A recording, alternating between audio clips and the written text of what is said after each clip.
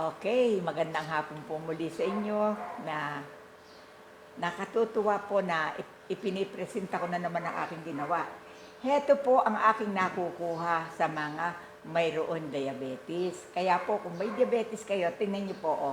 Kuya, itaas mo yung sayo. 1. Tayo. Oh, 1, abot mo. Anak na. 1. Ito yung number 1. Okay, sige na. Number 2, sige na, kahit alin.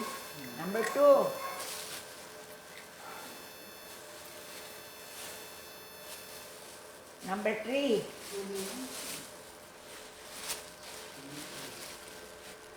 Number 4. Number 5. Number 6. Number 7.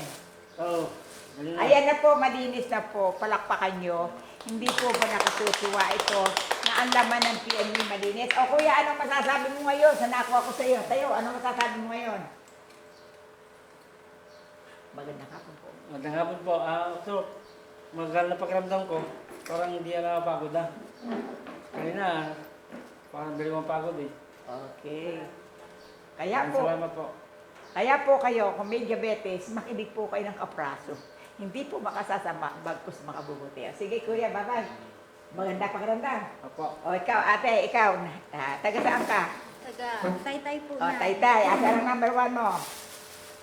Ito po, ang kanyang number 1. Number 2. Number 3. Alam niyo po ba, awa ka mo ate, ang nakuha ko po sa kanya, bukol sa matres. Ako na rin po ang magsasabi sa inyo na yung pong ilalim may dumihan, yung pong first layer, eto po sa ihian. Pag po naipon yun, nagkakaroon po ng bukol, dahan-dahan po naiipon. Ngayon lang po kayo nakarinig ng ganyan. Kaya po maswerte tayo dahil ito po dugtong buhay. Okay, magsalita ka ate, harap sa audience. Magandang hapon po. Maraming po salamat kay nanay dahil yung nararamdaman ko po, wala na po siya ngayon. O, palakpakan nyo naman. Taga saan ka? Taga Taytay po O, na. taga Taytay daw po siya, hindi na kayo babalik. O, ikaw po. O, ikaw. Number 1, yun sa'yo. 1, 2, sige. 3, 2, 3, 4. O, ano na nga pakiramdam mo ngayon? Ang pakiramdam ko po ngayon, medyo magaan ako. Dito lang kanina na mabigat sa pakiramdam. Pakiramdam. Alam niyo po ba, talaga pong mainam yung nililinis ang bituka. Gumagaan po yun. Kumbaga po ba sa sasakyan winasblis natin yung lahat. Kaya po, yung langis, labatiba, pagtitibala, okay lang po kayo, mananarito lang po ako. Siyempre po, may kanya-kanya pong sekreto ang buhay sa paggagawat, di ba? Di ba? Di ba kayo nanggaling dito? O, magsalita ka nga, tayo ka nga, ganda. Ito na naman po ako, pang 4 na beses na ako bumalik rito. Maraming salamat nanay dahil sa yung sinamahan ko dito ng pinsan ko na may sakit sa kidney stone, hindi po kidney stone, ay dati 1,000 tapos 1,000 yung creatinine niya nung March, mahal na araw, tapos 2 araw lang po ginamot ni nanay.